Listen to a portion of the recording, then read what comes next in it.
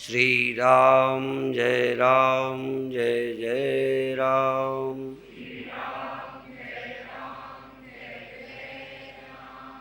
श्री राम जय जय राम।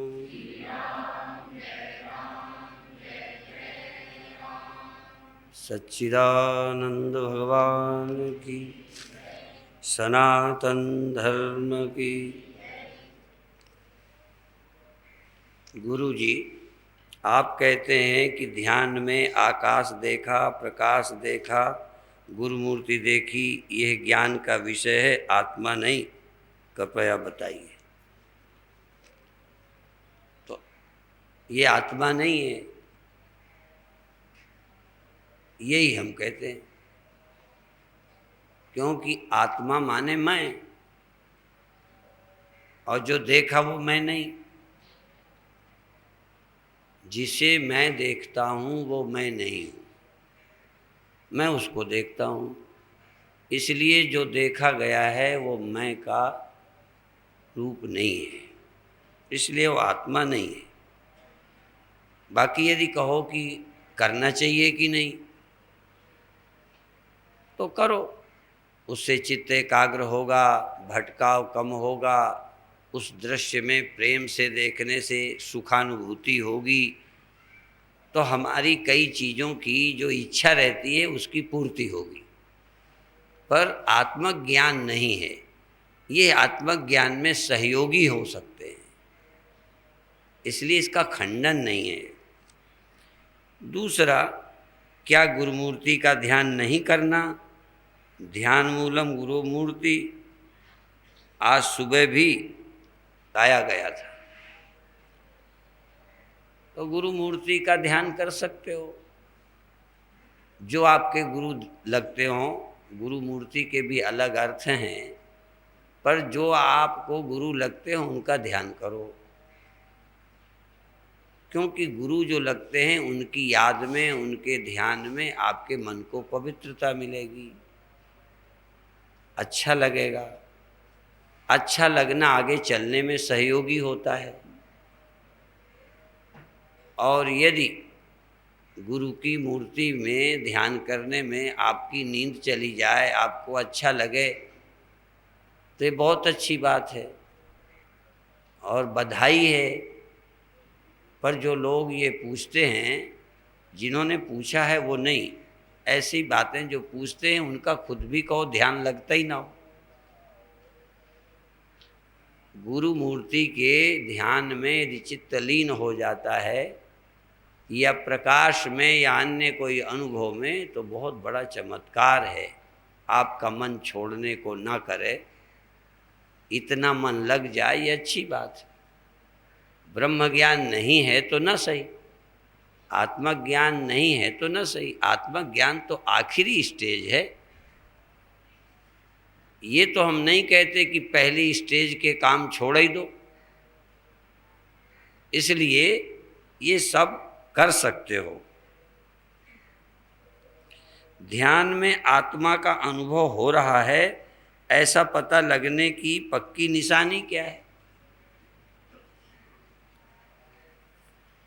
शुद्ध आत्मा या अंतिम अवस्था न सही, पर जब देखते हो तो रूप को जिस इंद्रिय से देखते हो, ये रूप तुम नहीं हो, आँख तुम हो, तुम देख रहे हो, इसलिए आँख आत्मा है। ये मैं ऐसे ही नहीं कहता, मनुष्य अपने अपने स्तर से आत्मा को समझता है। एक है देहात्मवादी, देहात्मवादी देह ही मैं हूँ, यही मैं हूँ, यह भी तो हमें लगता है। तो अभी सब हम आत्मा को जानते हैं, हम सब आत्मज्ञानी हैं।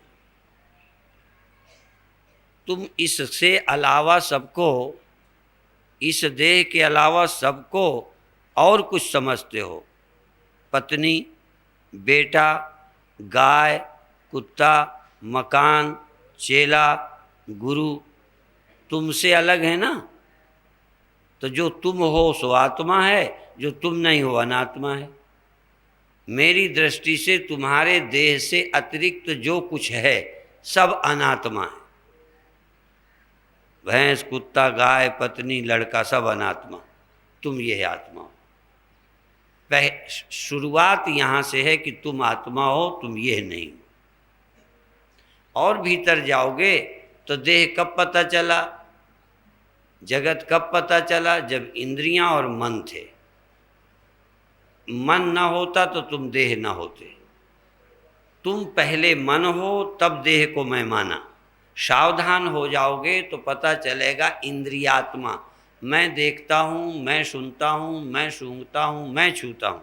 आप छूते हैं, आप देखते हैं, तो आप आत्मा हैं, अर्थात इंद्रियां आत्मा हैं, आप इंद्रियां हैं।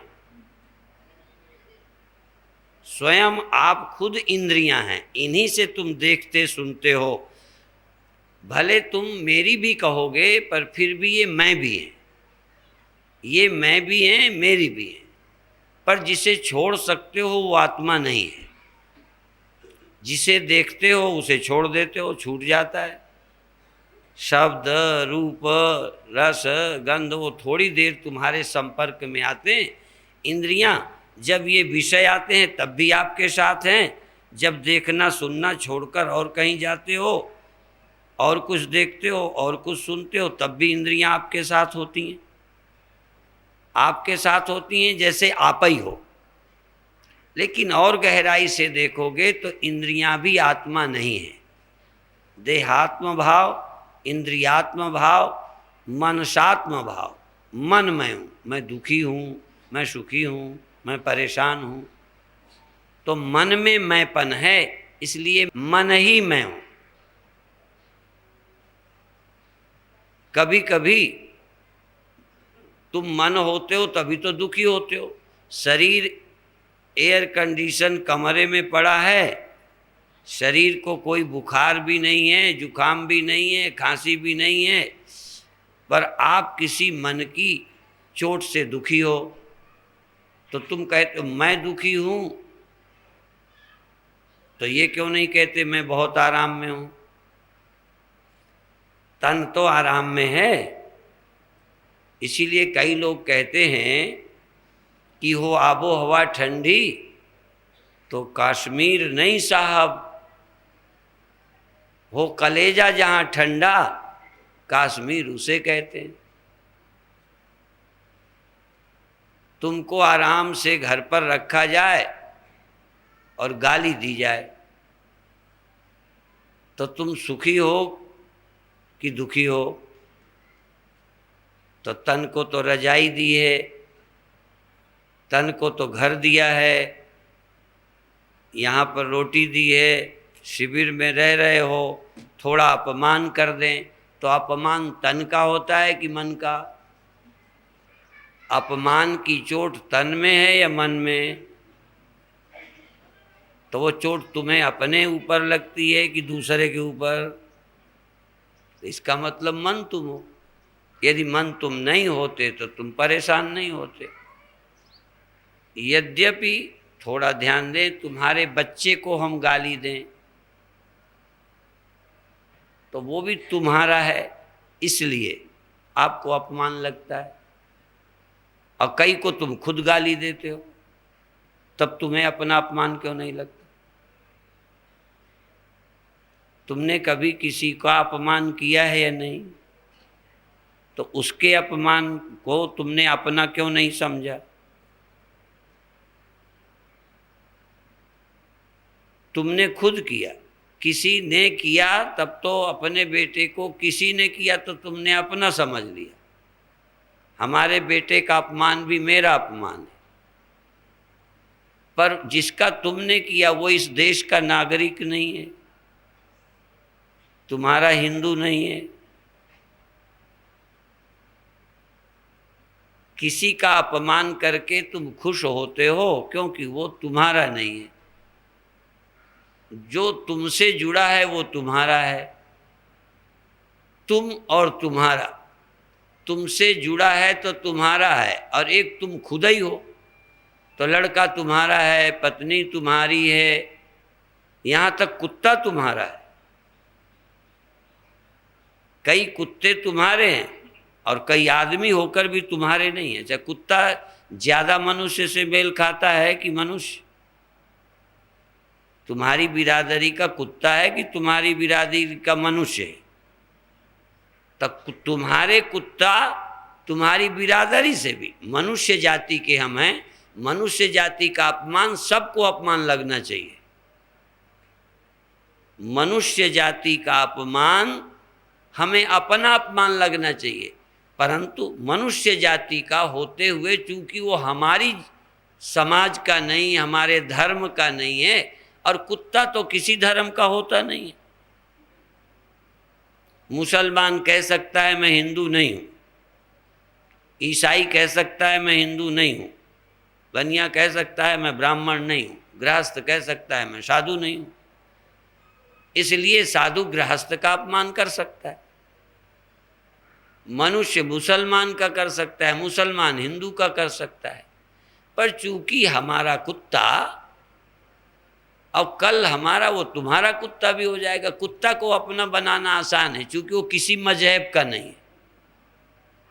विदेशों में जानवरों को बहुत प्रेम है,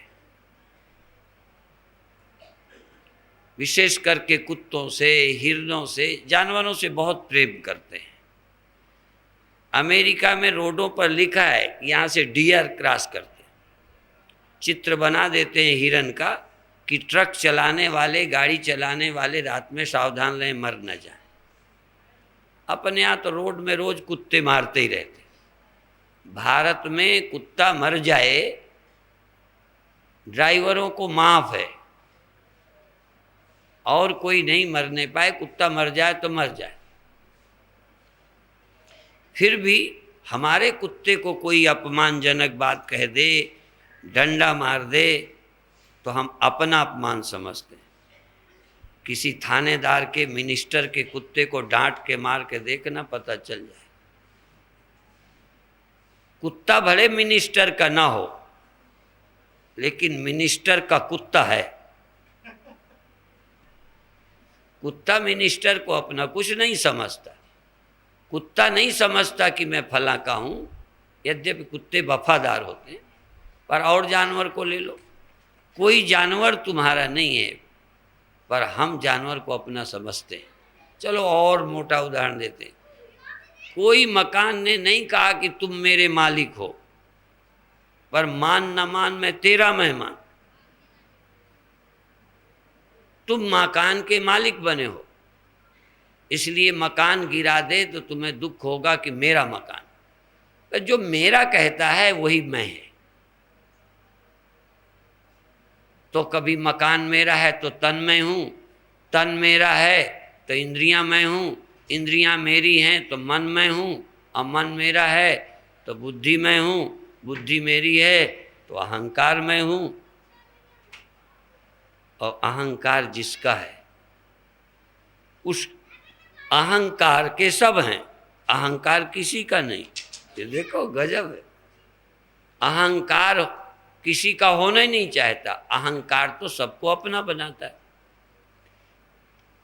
पर अहंकार सब जिसकी हैं, जिसने ओढ़ रखे हैं। पर अभी तक तो हम और सब कुछ छोड़े हैं, अहंकार तो मूल सत्य लगता है। अहंकार भी पैदा हुआ है, ये अपन समझते नहीं। तो अहंकार जहाँ नहीं रहता वहाँ आत्मा है। तो अभी तो आत्मा ऐसे समझो जैसे प्याज, पूरी प्याज भी है, एक छिलका निकाल दो तब क्या बची, दूसरा छिलका तब निकाल दो तब क्या बची, और तीसरा भी निकालो तो क्या बची। ऐसे ही पहले निकालते जाओ तो आत्मा बचती जाएगी। जब निकालने को न बचे तब आत्मा है। तो निकालते निकालते जहाँ सब निकल जाते हैं और वो खुद ही रह जाता है, निकला निकलाया, जो रह जाता है वही आत्मा है। तो बचेगा कौन? जहाँ मैं निकाल दी वहाँ जो मैं बचे। पर अभी तो हमने ओढ़ी हुई मैं है, हमारे पास जो मैं है वो जोड़ी हुई है, और जितना ही मेरे जुड़े उतना ही मैं बड़ा हो जाता है। जानवर ज़्यादा हों तो आप बड़े हो जाओगे, चेले बड़े हों तो आप बड़े हो जाओगे, मकान बहुत हों तो आप बड़े हो जाओगे, पढ़े ज़्यादा हो तो आप बड़े हो जाओगे। जो बाहर के जोड़ से बढ़ता है वो अहंकार है, और जो किसी के जोड़ से बढ़ता नहीं, किसी की तोड़ से घटता नहीं, उसका नाम आत्मा है। जो बढ़ जाए, जिसमें प्लस हो जाए कुछ, वो अहंकार। यद्यपि अहंकार आखिरी आत्मा है, अहंकार के ऊपर फिर सच्ची आत्मा, सच्ची आत्मा। लेकिन शरीर सुंदर हो तो मैं, जो बढ़ जाता है, जिसमें प्लस और माइनस कुछ घट जाता है, जिससे, वो अहंकार है। आपका कुछ घट जाता है ना, धन पद प्रतिष्ठा, जिससे घट जाता है वो अहंकार। जिसमें कुछ बढ़ जाता है वो अहंकार। जिसमें कुछ भी डालो सब प्राप्त है, और उससे अहंकार मजबूत हुआ है बकरा। और ये मैं ही दुखी रहता है, सारे दुख की जड़ मैं। ये जो उपद्रव है मैं का है। अभी अभी हम लेटे लेटे सोच रहे थे, कुछ पढ़ रहे थे, ये जो मैं है, मैं बढ़ती है। आप बढ़ते हैं कि नहीं? आप घटते मालूम पड़ते हैं कि नहीं? इसका मतलब आप अहंकार है। और ये नाम जैसे होता है ना, नाम। कल किसी ने पूछा आपका छोटे का नाम क्या था, तो ऐसा रद्दी नाम था कि बताने की हिम्मत ही नहीं पड़ी। बहुत छोटे के नाम ऐसे ही होते हैं, टीटू, हाँ, ऐसे ऐसे नाम रख देते हैं। तो नाम रख दिया, अब वो वालापन नहीं चला रहे, दूसरा वाला चला रहे। और फिर बहुत बार तो घर वाला नाम खत्म के गुरु अपना नाम एक रख देते, फिर वो चल पड़ता है। तो काम चलाऊ, काम चलाने के लिए नाम, जैसे घड़ा नाम और घड़ा रूप, ये काम चलाऊ है। घड़ा रूप और घड़ा नाम काम चलाऊ है, और वो टिकने वाला भी नहीं है। न घड़ा नाम टिकने वाला, न घड़ा रूप, पर काम चलाऊ परमानेंट हो गया, छाती पे चढ़ बैठा। असली वाला पता ही नहीं, क्योंकि असली नाम दब गया, आत्मा दब गई, अहंकार छाती पे चढ़ बैठा। जो थोड़ी देर के लिए था वो सत्य लग रहा है, सत्य को भूल गए। जैसे नाम झूठा होता है कि आपका नाम जन्म से आया था कि यहीं रखा, नाम रजिस्टर्ड करके लाए थे, नाम बाद में रखा, और नाम से गाली दे दे। नाम न रखें तो व्यवहार नहीं चलेगा, बात नहीं बनेगी, कैसे काम चलेगा। अच्छा, बाजार से मंगाना है घड़ा, सकोरा, और क्या बोले, नंदवा और चुकरिया, दियाली। अब देखो, नाम नहीं रखो तो बाजार से क्या मंगावें? डिजाइन बना बना के दें कि ये ले आना। तो नाम का इतना फायदा है, पर नाम और रूप का इतना नुकसान है। यदि सत्य को न जाने या सत्य नाम रूप को ही अपना स्वरूप मान ले तो मरा। तो जो काम चलाने के लिए नाम रखा, उस नाम के बचाने के लिए आप धर्मशाला बना के मरते हैं, मंदिर बना के जाते हैं। किसके बचाने के लिए? तुम्हारा नाम रहेगा, तुम रहो चाहे न रहो, नाम रहे। ये देखो, जो झूठा है उसे बचाने में लगे हो, जो सच है वो तो मारा ही डाला है। कई बार बड़े बड़े लोग इतने बड़े काम करते हैं मेहनत के कि हमारे बाद हमारा नाम बना रहे। नाम काम चलाने के लिए था कि बनाए रखने के लिए? लो, जो काम चलाने के लिए उसको परमानेंट रखने में लगे पड़े। आप नाम को भविष्य में रखना चाहते हो कि नहीं? जरा ईमानदारी से बताना। नहीं, झूठ बोलते हैं लोग। अभी हम लोग तो उसके शिकार हैं। और ये तो पहले से मुक्त बैठे हैं, गुरुजी बंधे पड़े हैं, चेले मुक्त हैं। क्या कहना है?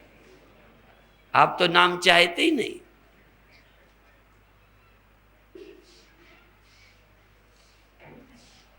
और कमरे में नाम न लिखा हो तो परेशानी होती।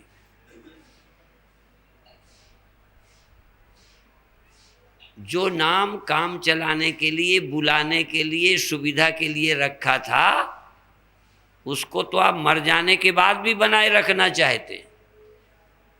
कम से कम केवल व्यवहार के लिए नाम रखते, टिकाने के लिए नहीं रखते। पर तुम टिकाना चाहते हो जो झूठा है। और जानते हो, नाम को ही एक नाम होता है, एक सर्वनाम होता है। ये तो पढ़ा होगा, नाम और सर्वनाम। मैं सर्वनाम है, तुम सर्वनाम है, वह सर्वनाम। यह टोपी है, ये दीवाल है, ये ईंटा है, ये लाउड स्पीकर है, ये तो नाम है। ये है, ये सर्वनाम, सबका नाम। किसी को कहो ये है, सबका नाम। सर्वनाम माने कॉमन नाम, सबका नाम। ऐसे ही मैं परमानंद हूँ, तुम फलाने हूँ, ये एक नाम है तुम्हारा। और एक नाम मेरा तुम्हारा सबका है। क्या? मैं। तो नाम भी झूठा और सर्वनाम भी झूठा। यदि नाम झूठा है तो नाम ही का तो सर्वनाम है, सर्वनाम का ही तो नाम है। अलग अलग पहचानने के लिए नाम रखे। यदि मैं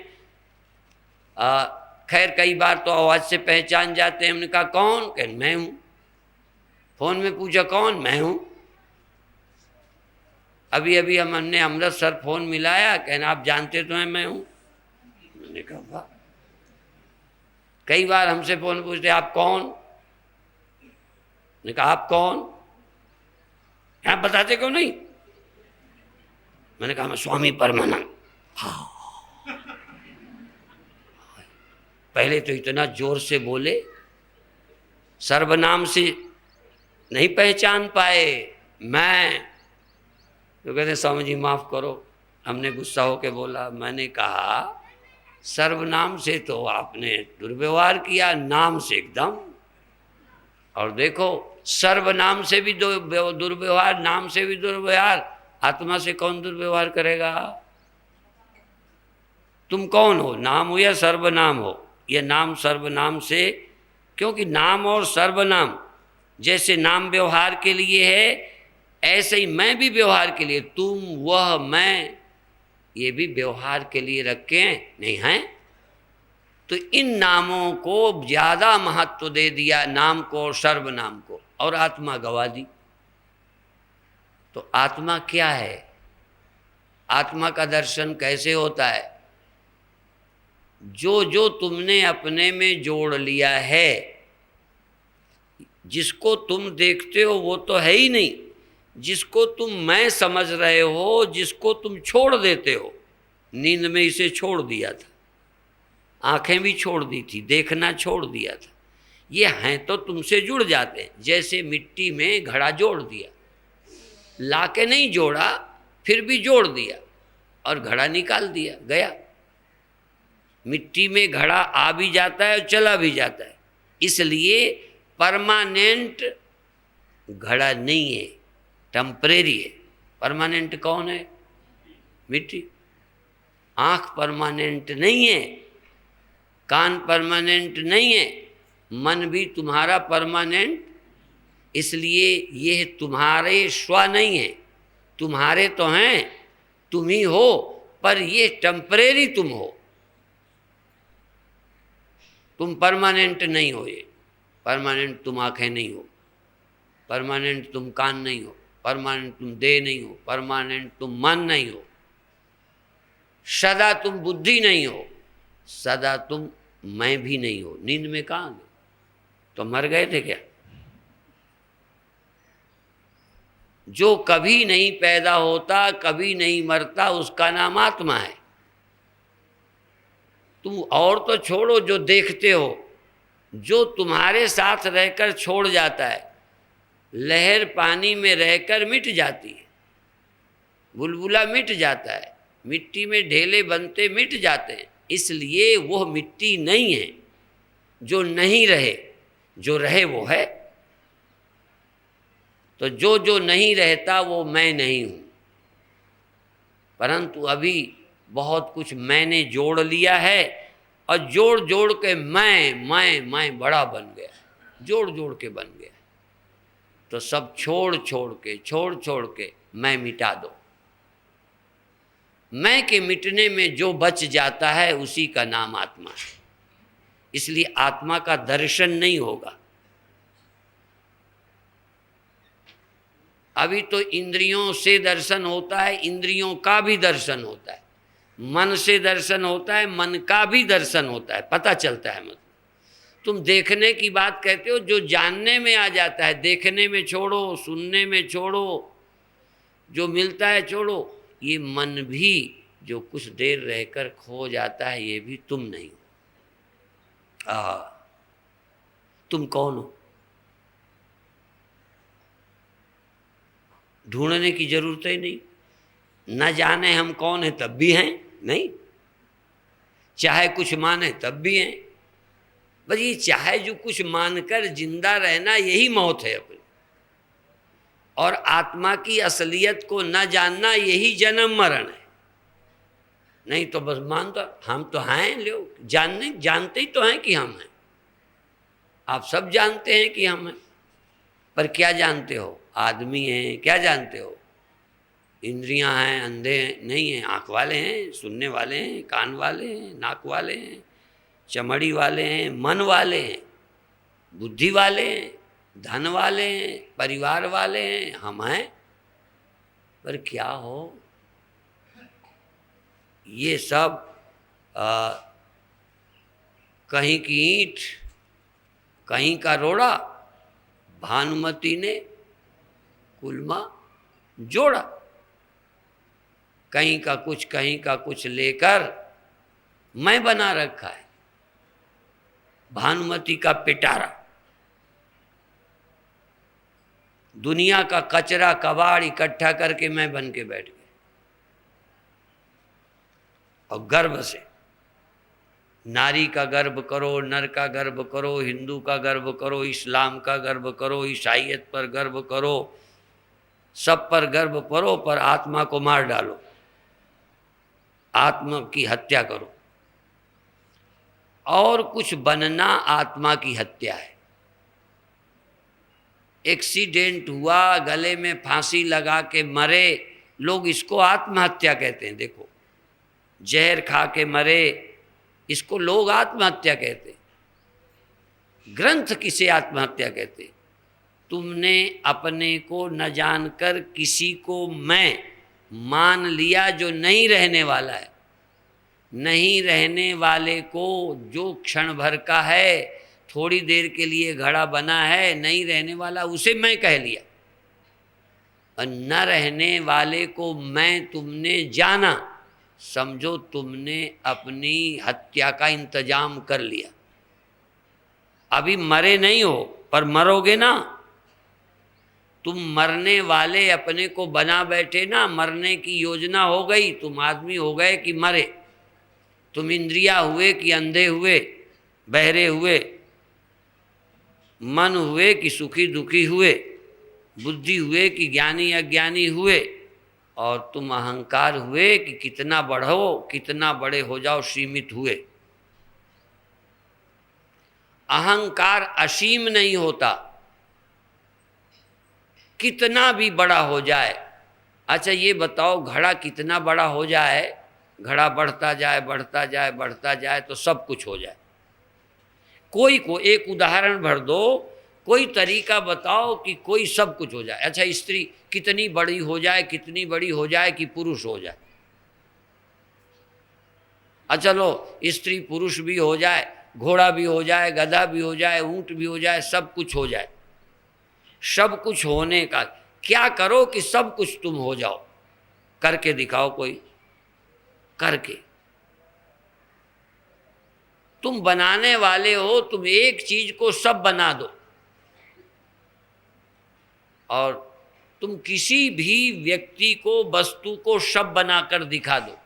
किसी व्यक्ति को सब बना दो, नहीं बड़ा बना दोगे और बड़ा बना दोगे, और सब नहीं बना सकते। सब कुछ वही हो सकता है जो है।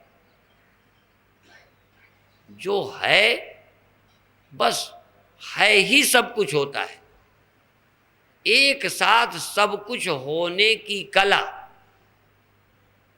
एक साथ तुम ही सब कुछ हो जाओ और बिना मेहनत के, क्या कमाल। बन बन के तुम कुम्हार होके देखो, तुम घड़ा बनाओ और घड़े को सुराही भी कहो, चुकरिया भी कहो, नदवा भी कहो, परई भी कहो, दिया भी कहो, कह सकते हो। कोई दुनिया में जो रूप वाला है वो सब कुछ नहीं, जो व्यक्ति है वो सब कुछ नहीं।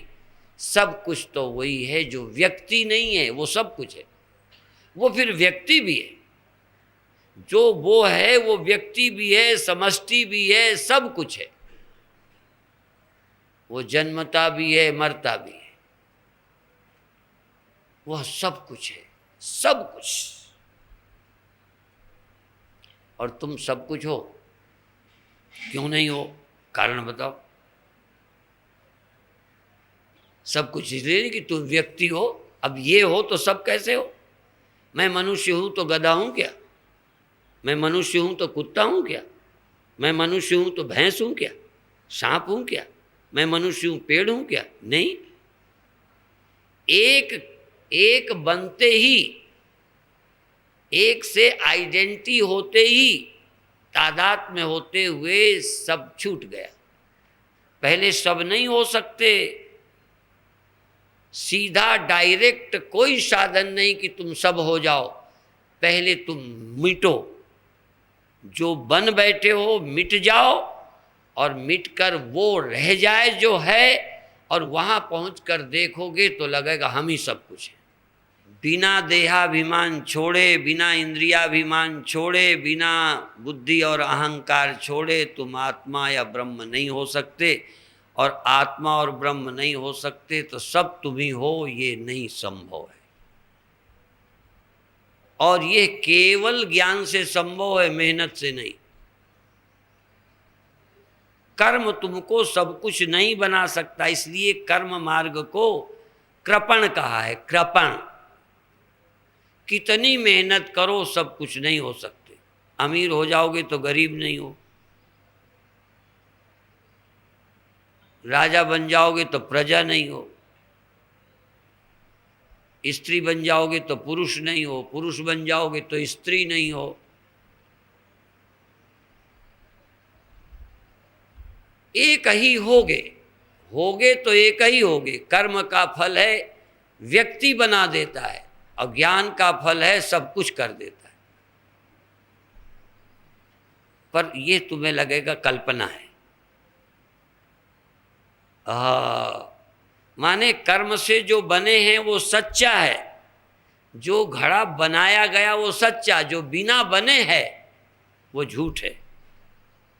देखो, जो कर्म से नहीं बना उसका तुम्हें भरोसा नहीं है, कर्म से जो बन गए हो उसका भरोसा है।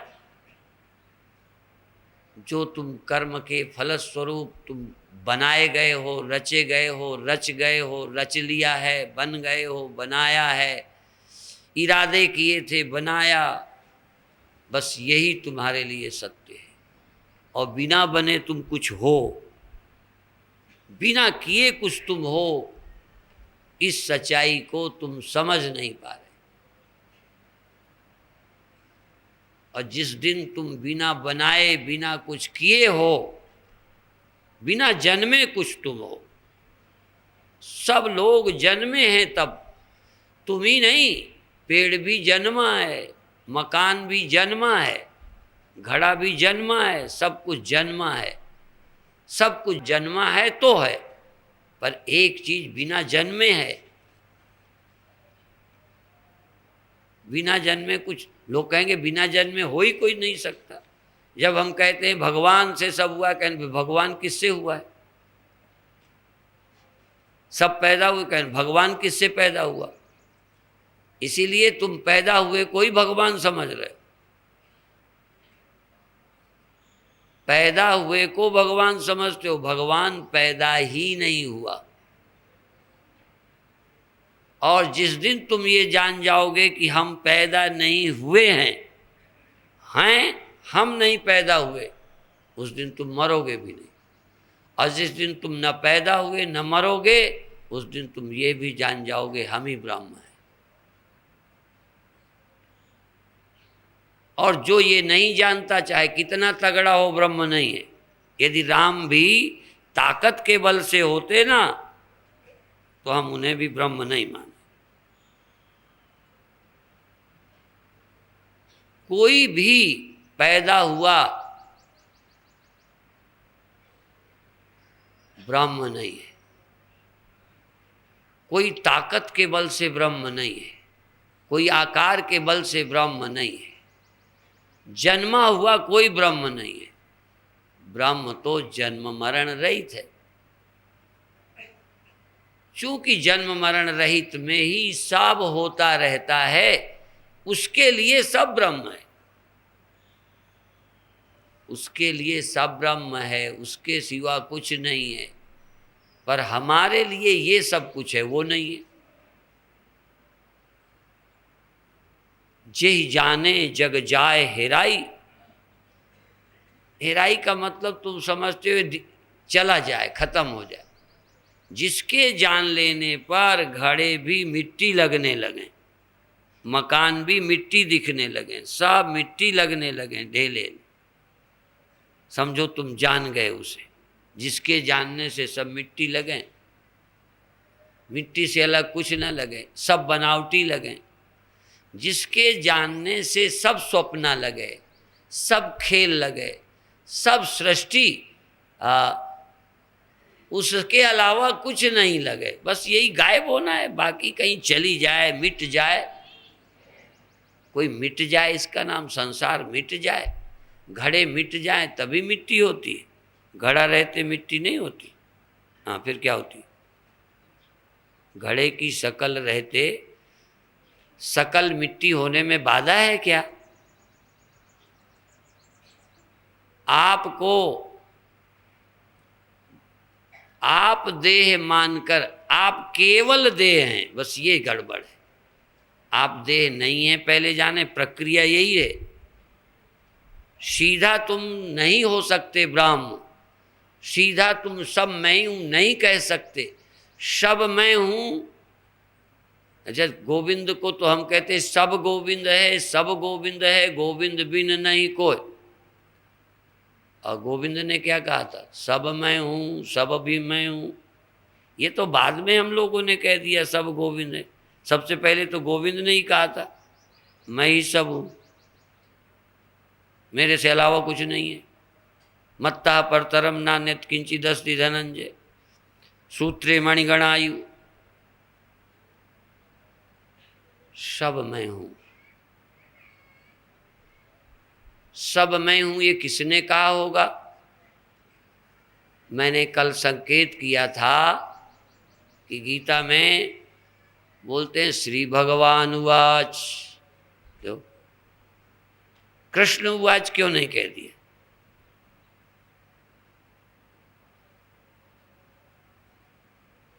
भगवान बोले, कृष्ण के आकार में रहने वाले ब्रह्म, सब में रहने वाले ब्रह्म, देखो सब में रहने वाले ब्रह्म कृष्ण के मुंह से बोले।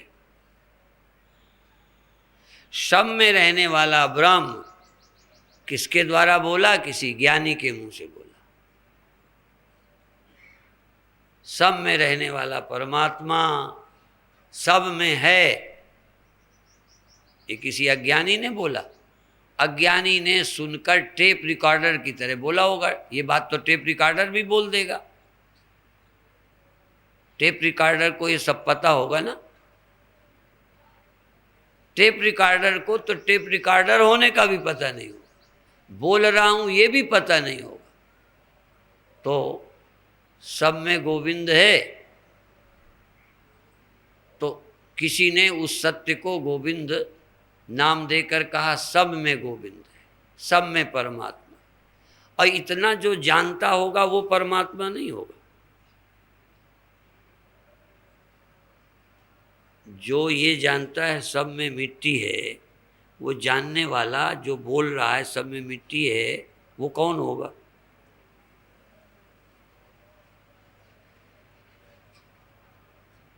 अभी अभी एक बात कही जा रही थी हमारे विषय में। असल में बहुत जोर देना है मैं ना आने पाए, क्योंकि मैं देह की है, मैं इंद्रियों की है, मैं मन की है, मैं बुद्धि की है, मैं अहंकार की है। और जब ज़्यादा गुरु को प्रधानता देकर कहा जाता है तो सब में रहने के बजाय मंच में रहने वाले पर जोर होता है। तुम भी जब ब्रह्म ही कहते हो तब भी ब्रह्म में जोर नहीं पड़ता कि ब्रह्म ही है सब, तुम्हारा जोर इस मैं पे पड़ता है।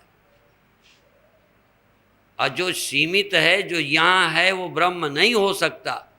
ब्रह्म वही है जो सब में है। इसलिए तुम किसी व्यक्ति को ब्रह्म कह दो उतना नुकसान नहीं है, तुम व्यक्ति मानकर अपने को ब्रह्म कहते हो ये सबसे ज़्यादा खतरनाक है। तुम अपने को ब्रह्म भी कहोगे और मर जाओगे ये भी सोचोगे।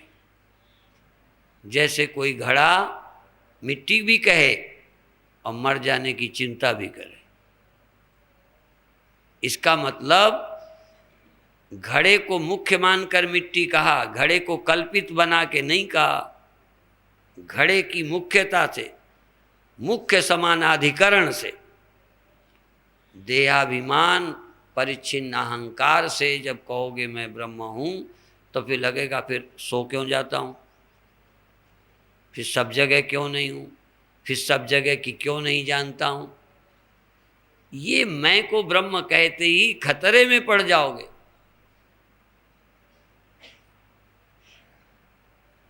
पहले मैं से मुक्त हो जाओ, देह ही से नहीं, देहाभिमान से। देह से तो बहुत बार मुक्त हुए हो, देह बहुत बार छूटा है, पर देह हूं ये ख्याल नहीं छूटा, सीमित हूं ये ख्याल नहीं छूटा। इसलिए ये जब अहंकार छूट जाए तब ब्रह्म, फिर कौन हो गया ब्रह्म, किसे मिला ब्रह्म, कितने हैं वहाँ। इसलिए शुरू में ज़्यादातर थर्ड पर्सन में ही ब्रह्म की कथा होती है। तुम प्रधानता से खतरे रहते, तुम ब्रह्म हो इस सुनने में साधक उलझ जाता है।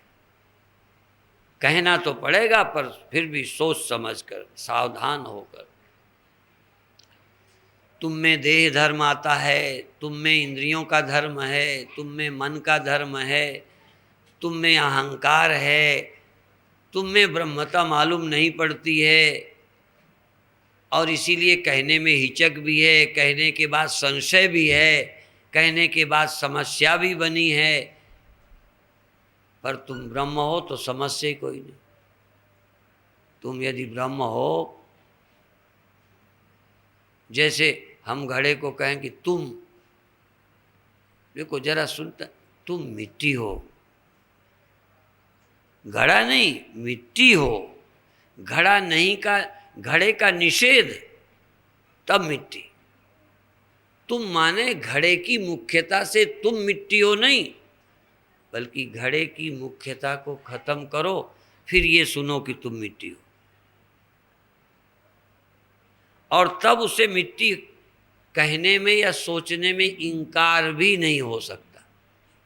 घड़े के ख्याल को तोड़ दे तो मेरा वचन कि तू मिट्टी है, तू अजन्मा है, तू अविनाशी है, तू सर्वत्र है, इस मानने में कभी भी इतराज नहीं हो सकता।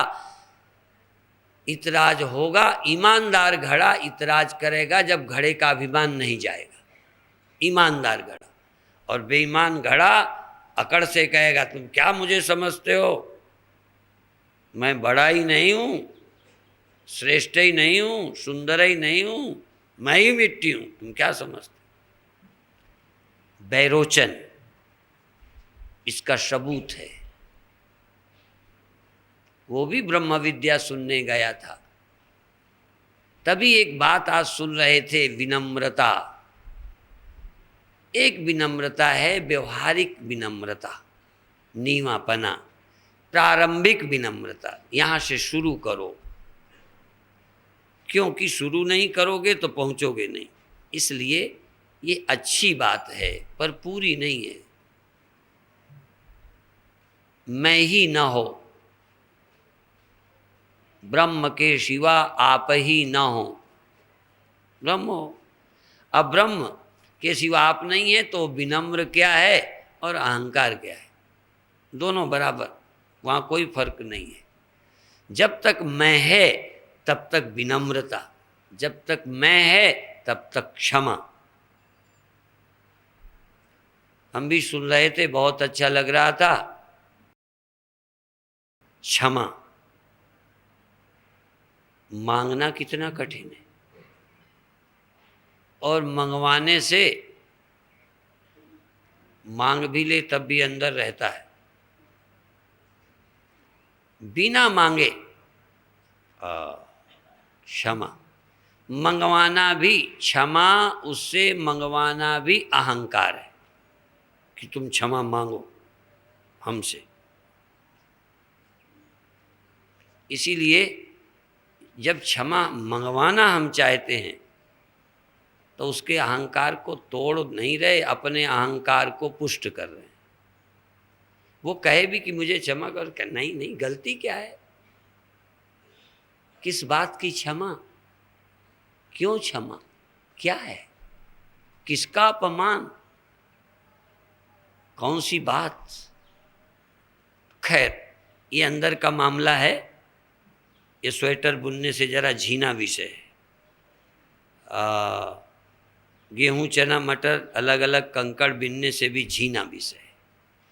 ये समझ ही नहीं आता अहंकार क्या है, क्षमा क्या है, करुणा क्या है, प्रेम क्या है, अमानित्व क्या है, दम्भित्व क्या है। अमानित्वम अदम्भित्वम अहिंसा, अहिंसा किसी को दुख नहीं देना, किसी का अपमान नहीं करना, अहिंसा। शरीर से ही नहीं, जान से ही नहीं, वैसे ही किसी को दुख पहुंचाना। कहाँ, आदमी तो सोचते ही नहीं। हम तो अहिंसा की कल्पना भी नहीं कर रहे। असत्य, सत्य नहीं बोलते। और तुम दुनिया में ना बोलो, तुम अभी नहीं जानते, तुम अभी नहीं जी पा रहे, तुम में अभी बहुत कमियां हैं, तुम्हें भी ब्रह्म ज्ञान की निष्ठा नहीं बन रही, अभी क्लियर नहीं है, यही नहीं स्वीकार है। स्वीकार तो करो, ये सत्य, सत्य को स्वीकारो।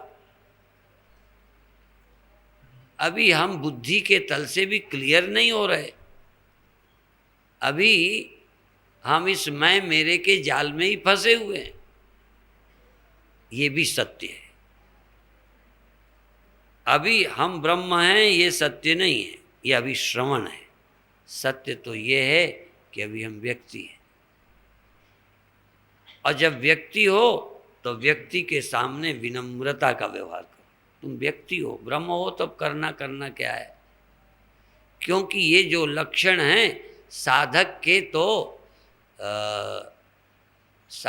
तो साधन है ये ब्रह्म तक जाने की, अमानित्व अदम्भित्व, और ज्ञानी के स्वभाव हैं।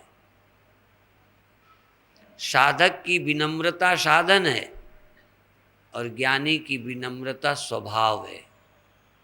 वो कोई आचरण नहीं है, कोई प्रयत्न नहीं है। वो करे क्या? घड़ा है तो दूसरों से ना जले, प्रेम करे, नम्रता रखे। जब मिट्टी है, अब किससे विनम्र होगा, किससे अकड़ करेगा, कौन है?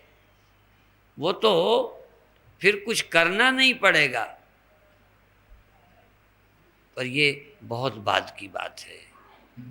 बहुत सारे ग्रंथ और धर्म, अंड देश, ब्रह्मांड देश, भंवर गुफा, सतलोक, आगम, अनामी लोकों की यात्रा का वर्णन करते हैं। तो कई 7 चक्रों से होकर सहस्रदल कमल की चर्चा करते हैं। क्या आत्मा का अनुभव करने से पहले इन लोकों से गुजरना पड़ता है? हमारी समझ में तो देह लोक से, इंद्रिय लोक से, मनोलोक से और बुद्धि लोक से, अहं लोक से पार जाना पड़ता है। इससे ही गुजर जाना है। बाकी और जगह भी गुजरो तो हमें कोई आपत्ति नहीं है। किसी लोक से गुजरो, कोई लोक ध्यान में बैठो, आपको कितने लोक अनुभव हो सकते हैं। किसी जगह मैंने सुना बहुत सारे चमत्कार पागलों को भी होते हैं। पागलों की बात सुनो, वो क्या क्या बोलते हैं, मजा आ जाएगा। ये होता है, वो होता है, उन्हें लगता है। ऐसे ही कई बार उपासना में भी कुछ पागलपन रहता है, भाई अजीब अजीब अनुभव होते हैं। और थोड़ा गुरु के माध्यम से चले तो इस पागलपन से भी वह तुमको पागलपन के पार ले जाते हैं। ये अनुभव होते हैं, दिखते हैं, भगवान दिखते हैं, लोक दिखते हैं, परलोक दिखते हैं, जो जो पढ़ोगे वो दिखते हैं। जिस गुरु के चेले बनोगे वही दिखेगा। मेरे रास्ते में तुमको हो भंवर गुफा और सतलोक और वो सब नहीं दिखने वाले हैं। हम दिखने ही ना देंगे, क्योंकि जितना दिख रहा है यही काफ़ी है। अब नया क्या दिखाएं तुम। इसलिए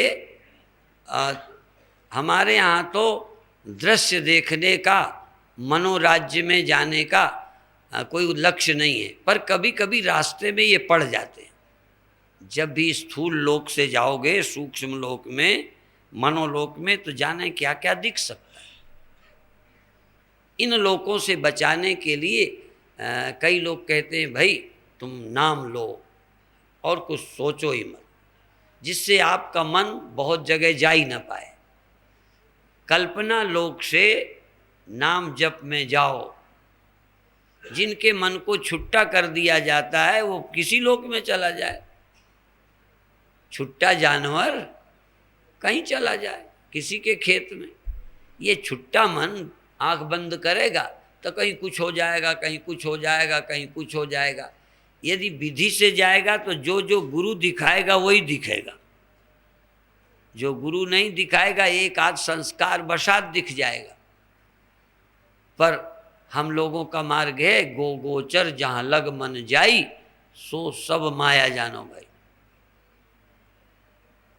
जो दिखता है, जो मिलता है, वो मार्ग की दृष्टि से बुरा नहीं है, लेकिन एक चैतन्य सत्य वस्तु से अतिरिक्त सब झूठ है।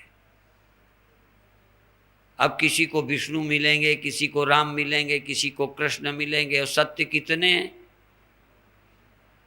तो झूठ मिले कि सत्य मिले? इतने सत्य कहाँ से आ गए?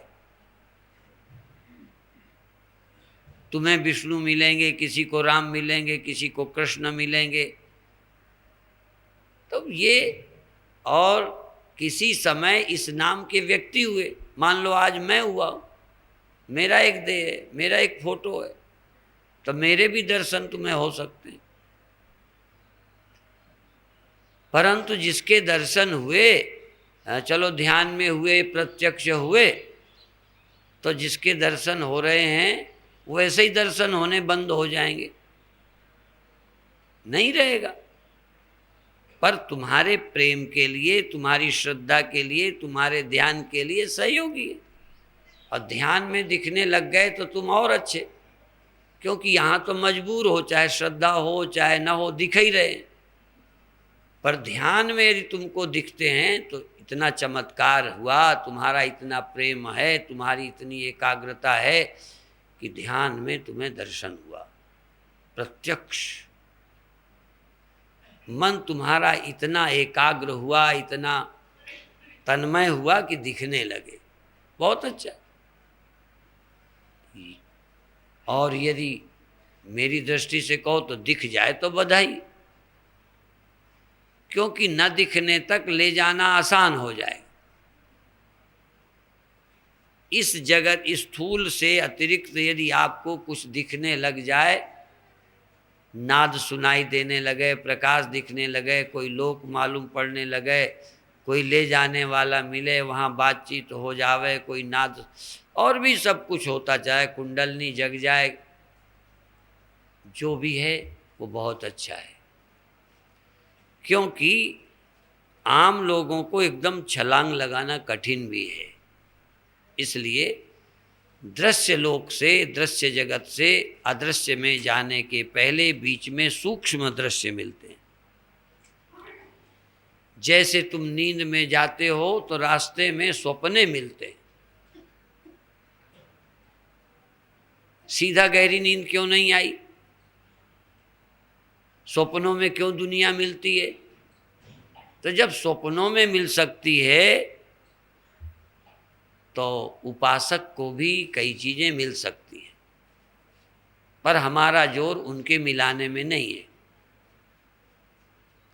हमारा जोर ये है कि तुम सारी ही कल्पनाओं से रहित हो जाओ, एक बार मन के पार हो जाओ, मन रहित हो जाओ, फिर क्या मिलेगा? मन सहित रहोगे तो कुछ मिलेगा। यहाँ तक इंद्रियों का प्रभाव मन में है तो मिलेगा। तुम ध्यान में बैठते हो तो जाने कुछ क्या क्या याद आता है। क्यों? क्योंकि देखा हुआ मन में है। मन के आगे चले जाते नींद में तो फिर कुछ नहीं, गहरी नींद में कुछ नहीं, स्वप्नों में है। ऐसे ही ध्यान में भी मन के भी रहित हो जाओ, मन से, मन के पार, इंद्रियातीत, इंद्रियों से परे, अति इंद्रिय, अति इंद्रिय, इंद्रियों का अतिक्रम कर जाओ, बिना इंद्रियों के हो जाओ। थोड़ी देर आँख छोड़ दो, कान छोड़ दो, फिर भी ये मन में भी बैठ जाएंगी। जो चीज़ रही है वो सब मन में आ जाती है।